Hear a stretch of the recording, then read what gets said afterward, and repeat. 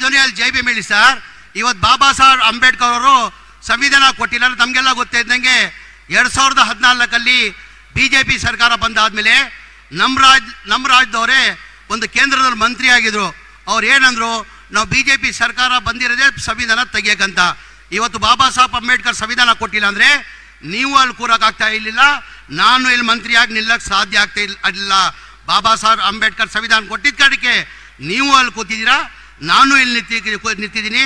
ಹಾಗಾಗಿ ನಮ್ಮ ಕರ್ತವ್ಯ ಆಗ್ತಾ ತಾನೆ ಜೋರಾಗಿ ಜೈ ಭೀಮ್ ಹೇಳೋದು. ನನ್ನ ಜೊತೆ ಜೋರಾಗಿ ಜೈ ಭೀಮ್ ಹೇಳಬೇಕು. ಜೈ ಭೀಮ್, ಜೈ ಭೀಮ್, ಜೈ ಜೈ ಭೀಮ್.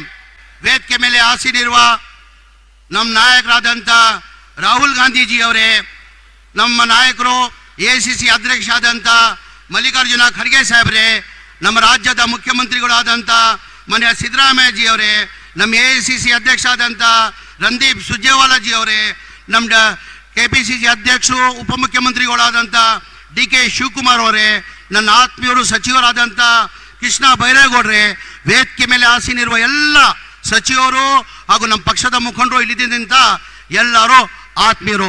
ನಾವು ಈ ಕಾರ್ಯಕ್ರಮನ ಹಮ್ಮಿಕೊಂಡಿದ್ದ ನಿರೀಕ್ಷೆ ನಾವು ಇರಲಿಲ್ಲ.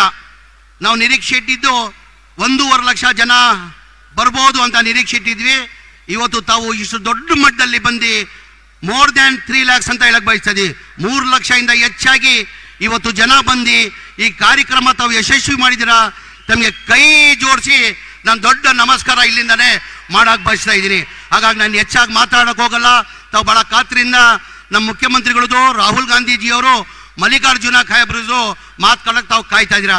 ಹಾಗಾಗಿ ನಾನು ಮುಖ್ಯಮಂತ್ರಿಗಳದ ಮನವಿ ಇಷ್ಟೇ ಮಾಡ್ಕೊಳ್ಳೋದು, ನಮ್ಮ ಜನಗಳು, ನಮ್ಮ ಜಿಲ್ಲೆ ಬೇಡಿಕೆ ಜನಗಳದ್ದು ಇರೋದು ಸರ್, ನಮ್ಮ ಒಂದು DC ಕಚೇರಿ ಆಫೀಸ್ ಆಗಬೇಕು 100 ಕೋಟಿ ವೆಚ್ಚದಲ್ಲಿ ಅಂತ ಒಂದಿದೆ. ತಾವು ಸೂಚನೆಯನ್ನು ಕೊಟ್ಟಿದ್ದೀರಾ. ನಾನು ಬರೋ ತಿಂಗಳಲ್ಲಿ ಬರ್ತೀನಿ. ಬರೋ ತಿಂಗಳಲ್ಲಿ ಆ ಗುದ್ಲಿ ಪೂಜೆಯನ್ನು ಮಾಡುವಂತ ಹೇಳಿದ್ದೀರಾ. ಅದ್ರ ಜೊತೆಯಲ್ಲಿ 250 ಬೆಡ್ದು ಹಾಸ್ಪಿಟಲ್ದು ಇಕ್ವಿಪ್ಮೆಂಟ್ಸ್ಗೆ 40 ಕೋಟಿ ಬೇಕಾಗ್ತದೆ, ಅದು ನಾನು ಕೊಡ್ತೀನಿ. ಅದು ಗುದ್ಲಿ ಪೂಜೆ, ಅದು ಇನಾಗ್ರೇಷನ್ ಕಾರ್ಯಕ್ರಮನ ಇಕ್ಕು ಅಂತ ಹೇಳಿದ್ದೀರಾ.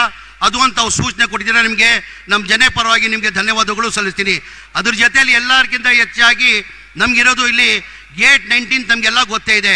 ಹೋದ ವರ್ಷದಲ್ಲಿ 19 ಗೇಟ್ ಚೈನ್ ಲಿಂಕ್ ಕಟ್ ಆಗಿಬಿಟ್ಟು ದೊಡ್ಡ ಅನಾಹುತ ಈ ಜಿಲ್ಲೆಗೆ ಆಗಬೇಕಾಗಿತ್ತು.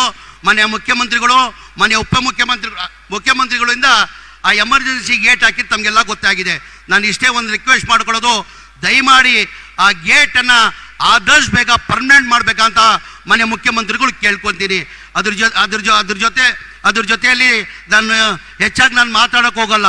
ಅದ್ರ ಜೊತೆಯಲ್ಲಿ ಭಾಳಷ್ಟು ಜನದ್ದು ಬೇಡಿಕೆಯಲ್ಲಿ ರೈತರದ್ದು ಬೇಡಿಕೆ ಇರೋದು, ಇಲ್ಲಿ ಶುಗರ್ ಫ್ಯಾಕ್ಟ್ರಿ ಆಗಬೇಕಂತ ಮನೆ ಮುಖ್ಯಮಂತ್ರಿಗಳು ಸೂಚನೆ ಕೊಟ್ಟಿದ್ದಾರೆ.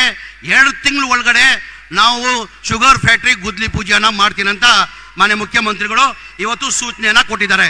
ಇವತ್ತು ತಾವೆಲ್ಲ ಇಷ್ಟು ದೊಡ್ಡ ಮಟ್ಟದಲ್ಲಿ ಬಂದು ಈ ಕಾರ್ಯಕ್ರಮ ಯಶಸ್ವಿ ಮಾಡಿಗೆ ಇನ್ನೊಂದು ಬಾರಿ ನಾನು ನಮಸ್ಕಾರ ಮಾಡಿ ನನ್ನ ಮಾತು ಮುಗಿಸ್ತೀನಿ. ಜೈ ಹಿಂದ್, ಜೈ ಕರ್ನಾಟಕ, ಜೈ ಕಾಂಗ್ರೆಸ್.